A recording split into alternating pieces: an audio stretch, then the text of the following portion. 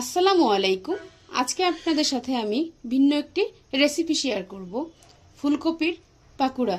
তো চলুন দেখে আসি কি কি উপকরণ লাগতেছে ফুলকপির পাকোড়া তৈরি করার জন্য। আমি একটি ফুলকপির অর্ধেকটা নিয়ে ছোট ছোট করে কেটে নিয়েছি। অবশ্যই এই ডাঁটি সহ রাখতে হবে, তাতে ভাজতে আপনাদের সুবিধা হবে। এখন আমি এতে কিছুটা ফুটন্ত গরম পানি দিয়ে দিচ্ছি।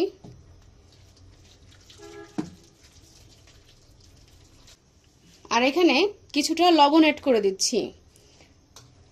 যদি ফুলকপির ভিতরে কোনো পোকা থেকে থাকে তাহলে এই লবণ আর গরম পানির জন্য বের হয়ে আসবে আস্তে আস্তে। এটাকে ঢাকা দিয়ে রাখবো 5 মিনিটের মতো।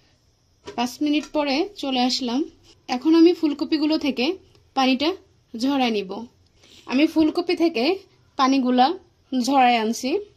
এখন বাকি উপকরণগুলো দিয়ে দিচ্ছি। 1 কাপ পরিমাপ বেসন দিয়ে দিচ্ছি। আপনারা চাইলে ময়দা বা চালের গুঁড়াও ব্যবহার করতে পারেন। আদা বাটা, রসুন বাটা, গোলমরিচের গুঁড়া, পরিমাপ মতো মরিচের গুঁড়া। আপনারা যে যেমন ঝাল খেতে পছন্দ করেন সেই অনুযায়ী দিয়ে নেবেন। কিছুটা হলুদ দিয়ে দিচ্ছি, স্বাদ মতো লবণ দিয়ে দিচ্ছি, কিছুটা ধনিয়ার পাতা দিয়ে দিচ্ছি, একটা ডিম দিয়ে দিচ্ছি। আপনারা ডিমটা চাইলে স্কিপ করতে পারেন। আপনারা এখানে চাট মশলা বা টমেটো সসটা ব্যবহার করতে পারেন। এখন আমি সমস্ত উপকরণগুলো হাতের সাহায্যে মাখায় নিব।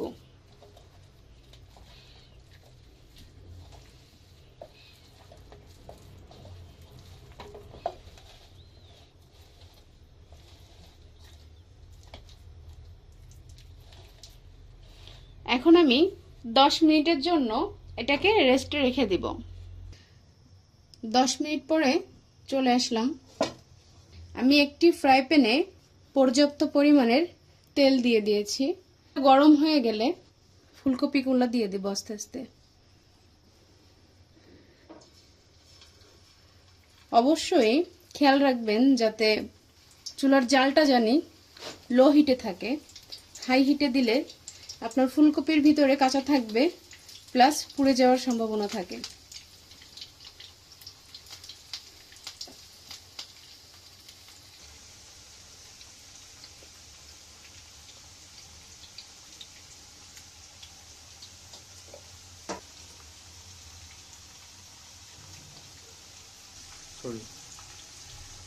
এখন আমি একটা সাইড থেকে আস্তে আস্তে উল্টাই দিচ্ছি।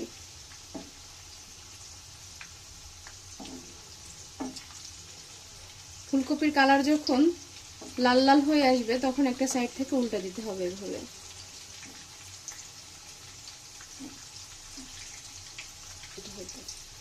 পুরো সময় ধরে রাখা লাগবে। বাকি ফুলকপিগুলো আমি এইভাবে ফ্রাই করে নেব। তো ফাইনালি আমাদের ফুলকপির পাকোড়াগুলো সব ভাজা হয়ে গেছে। আপনারাও বাসায় বসে ট্রাই করতে পারেন। এখানে আমি একটা ভেঙে দেখাচ্ছি কতটা ক্রিস্পি আর ভিতরে একটু কাঁচা নেই। খুব ভালোভাবে সিদ্ধ হয়ে গেছে ফুলকপিটা, আর খেতেও মাশাআল্লাহ খুব মজা হয়েছে। আপনারা এরকম বিকেলে চায়ের নাস্তার সাথে ফুলকপির পাকোড়াটা ট্রাই করতে পারেন। তো সবাই ভালো থাকবেন, সুস্থ থাকবেন। আসসালামু আলাইকুম।